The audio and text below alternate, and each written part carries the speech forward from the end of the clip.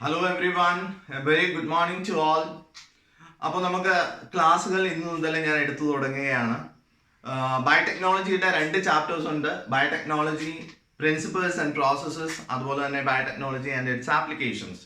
ഈ 2 ചാപ്റ്ററുമാണ് പ്ലസ് ടുവിൽ ഏറ്റവും കൂടുതൽ മാർക്ക് വെയിറ്റേജ് ഉള്ള 2 ചാപ്റ്റേഴ്സ്. ഓരോ ചാപ്റ്ററിനും, അതായത് ബയോടെക്നോളജിയുടെ 2 ചാപ്റ്റേഴ്സിനും 4 മാർക്ക് വെച്ച് വെയിറ്റേജ് ഉണ്ട്. അതോടൊപ്പം തന്നെ ഇപ്പോൾ നമുക്ക് ഓപ്ഷൻസ് കിട്ടാറുള്ളത് കൊണ്ട് ക്വസ്റ്റ്യൻസിൽ നമുക്ക് ചോയ്സസ് ഉണ്ട്, ഓപ്ഷൻസ് ഉണ്ട്. അപ്പോൾ ചിലപ്പോൾ 4 മാർക്കിൽ കൂടുതൽ ക്വസ്റ്റ്യൻസും ഈ ചാപ്റ്റേഴ്സിൽ നിന്ന് ചോദിക്കാവുന്നതാണ്. അപ്പോൾ ഏറ്റവും കൂടുതൽ മാർക്ക് വെയിറ്റേജ് ഉള്ള ഈ ചാപ്റ്റേഴ്സ് തന്നെ നമുക്ക് ആദ്യമേ പഠിച്ചു തുടങ്ങാം. ഇതിനു മുമ്പ് ഉള്ള 2 ചാപ്റ്റേഴ്സ്, അതായത് റീപ്രൊഡക്ഷൻ ഇൻ ഓർഗനിസവും റീപ്രൊഡക്ഷൻ ഇൻ ഫ്ലവറിംഗ് പ്ലാന്റ്സും, ആ 2 ചാപ്റ്റേഴ്സിൽ ഏതെങ്കിലും ടോപ്പിക്ക് നിങ്ങൾക്ക് ഡിഫിക്കൽട്ട് ആയിട്ട് തോന്നുവാണെങ്കിൽ അത് നിങ്ങൾ ഉറപ്പായിട്ടും എൻ്റെ കമൻറ്റ് ബോക്സിൽ ഇടുക. ഞാൻ ഫ്യൂച്ചറിൽ അത് ഉറപ്പായിട്ടും ആ ക്ലാസ്സുകളും നിങ്ങൾക്ക് എടുത്തു തരുന്നതായിരിക്കും. അപ്പോൾ ഇന്ന് എന്തായാലും നമുക്ക് ബയോടെക്നോളജിയുടെ ക്ലാസ്സുകൾ സ്റ്റാർട്ട് ചെയ്യുന്നതിന് തൊട്ട് മുമ്പേ ഇതുവരെ എൻ്റെ ചാനലിൽ സബ്സ്ക്രൈബ് ചെയ്യാത്ത ആരെങ്കിലും ഉണ്ടെങ്കിൽ ദയവായി സബ്സ്ക്രൈബ് ചെയ്യുക, അടുത്തുള്ള ബെൽ ഐക്കണിൽ അടിക്കാൻ മറക്കണ്ട. ഓക്കെ, സോ നമുക്ക് ആദ്യത്തെ ചാപ്റ്ററായ ബയോടെക്നോളജി പ്രിൻസിപ്പിൾസ് ആൻഡ് പ്രോസസ് എടുക്കാം.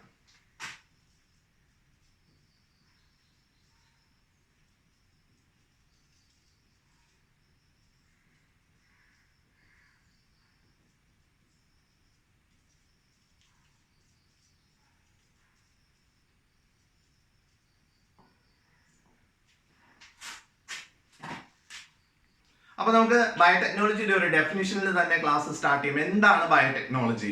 Biotechnology is a new branch of science that deals with manipulations in organisms, animals, or even plant cell and their components that leads to generate products which are useful to mankind. അപ്പോൾ എന്തെങ്കിലും തരത്തിലുള്ള മൈക്രോബ്സിന്റെ സഹായത്തോടു കൂടി മനുഷ്യന് ഉപകാരപ്പെടുന്ന എന്തെങ്കിലും പ്രോഡക്റ്റുകൾ ഉണ്ടായിട്ടുണ്ടെങ്കിൽ അതെല്ലാം, ആ പ്രോസസ്സുകളെല്ലാം ബയോടെക്നോളജിയിൽ വരുമെന്നാണ് പറയുന്നത്. നമ്മുടെ വീടുകളിൽ തന്നെ നമ്മൾ പോലും അറിയാതെ ബയോടെക്നോളജിക്കൽ പ്രോസസ്സുകൾ നടത്താറുണ്ട്. നിങ്ങൾക്ക് അതിശയം തോന്നുന്നുണ്ടാവും അല്ലെ? ഒന്ന് ആലോചിച്ച് നോക്കിയേ, കേർഡ് മേക്കിംഗ്. നമ്മുടെ വീടുകളിൽ നമ്മൾ തൈര് ഉണ്ടാക്കാറുണ്ട് അല്ലെ? അപ്പൊ ഈ തൈരില് പാല് കുടിച്ച് തൈരാകുന്നതിന് വേണ്ടിയിട്ട് മൈക്രോ ഓർഗാനിസംസ് ആക്ട് ചെയ്യുന്നുണ്ട് അല്ലെ? അങ്ങനെ മൈക്രോ ഓർഗാനിസംസ് ആക്ട് ചെയ്താണ് ഇവിടെ ഒരു യൂസ്ഫുൾ പ്രോഡക്റ്റ് ഉണ്ടാകുന്നതെങ്കിൽ അതെന്താണ്? ബയോടെക്നോളജി ആണ്. അവിടെ ബയോടെക്നോളജി ഉണ്ട്. ഇനി നമ്മൾ മിക്കവാറും ബ്രെഡ് യൂസ് ചെയ്യാറുള്ള ആളുകളാണ്.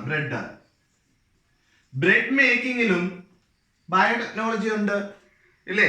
ബ്രെഡ് ഉണ്ടാക്കുന്ന സമയത്ത് ഉറപ്പായിട്ടും മൈക്രോബ്സിന്റെ സഹായം അവിടെ, സെക്കാറമൈസസ്, ഈസ്റ്റ് അവിടെ ഉപയോഗിക്കുന്നുണ്ട്. അതുകൊണ്ട് തന്നെ ബ്രെഡ് മേക്കിങ്ങിലും എന്തുണ്ട്? ബയോടെക്നോളജി ഉണ്ട്.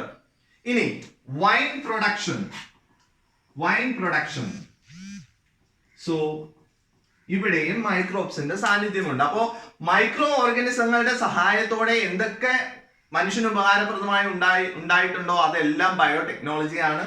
So in broad sense, curd making, bread making, and even wine production is actually belongs to biotechnology. That is in broad sense. Now we'll be moving on to the modern biotechnology. So modern biotechnology includes manipulations of organisms. Actually, we are manipulating the genetic setup of an organism that leads to the production of transgenic organism.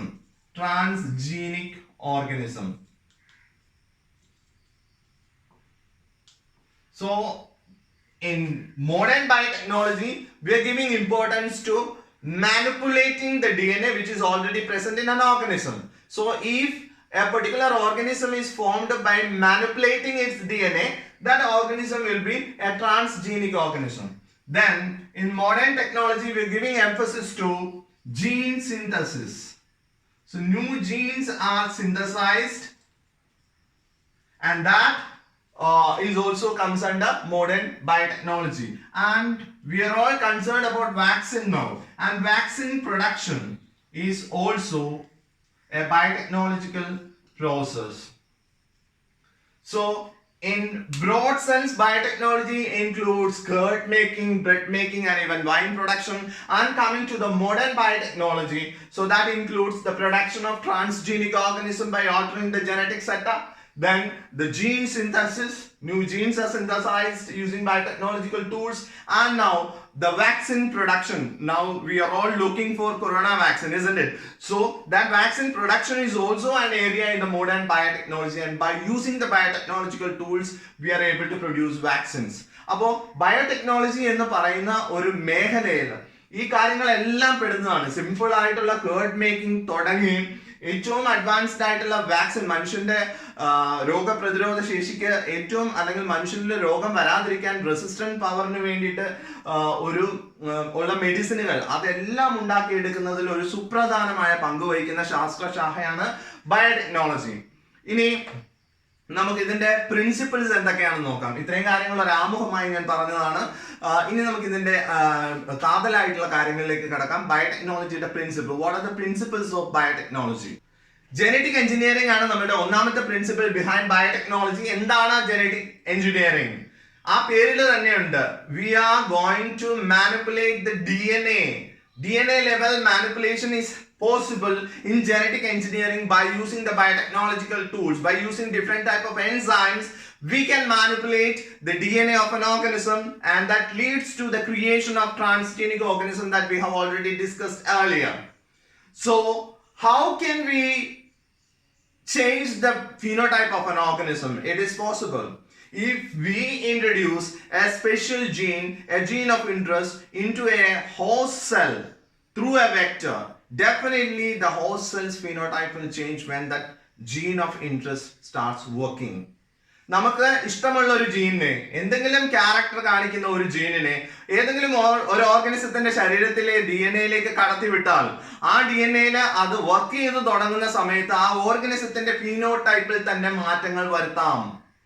എപ്പോഴാണോ ഒരു foreign gene വേറൊരു ഓർഗനിസത്തിന്റെ ശരീരത്തിലേക്ക് കയറുന്നത്, definite ആയിട്ടും അവിടെ മാറ്റങ്ങൾ കാണാം. നമ്മൾ സ്പൈഡർമാനിലൊക്കെ കണ്ടാണ്. സ്പൈഡർമാൻ എന്ന് പറയുന്ന മൂവിയിൽ നിങ്ങൾ കണ്ടിട്ടുണ്ടെങ്കിൽ അത് മനസ്സിലാക്കാൻ പറ്റും. പീറ്റർ പാർക്കറിന്റെ ശരീരത്തിന്റെ ഉള്ളിലേക്ക് എട്ടുകാലിയുടെ ഒരു ജീൻ പോയി ഇൻകൾക്കേറ്റ് ചെയ്യുന്ന സമയത്ത് തന്നെ വെബ് ക്രിയേഷനുള്ള കപ്പാസിറ്റി സ്പൈഡർമാൻ ആ മൂവി ആസച്ച് ഇതിന് ആധാരമാണ്. ഓക്കെ, സോ ജനറ്റിക് എഞ്ചിനീയറിംഗ് എന്ന് പറയുന്ന ആ ഒരു വലിയ ക്യാൻവാസ് എന്ന് പറയുന്നത് നമുക്ക് നന്മയ്ക്ക് വേണ്ടിയിട്ട് യൂസ് ചെയ്യണം. ഞാനിപ്പോ പറഞ്ഞു കഴിഞ്ഞാൽ നിങ്ങൾ വിശ്വസിക്കില്ല. If you want to change your genetic setup, നമുക്ക് ദൈവമായിട്ട് തന്ന നിങ്ങളുടെ പേരൻസിൽ നിന്ന് കിട്ടിയ നിങ്ങളുടെ ജനറ്റിക് സെറ്റപ്പ് നിങ്ങൾക്ക് മാറ്റണമെന്ന് വിചാരിച്ചാൽ അത് പോസിബിൾ ആണ്.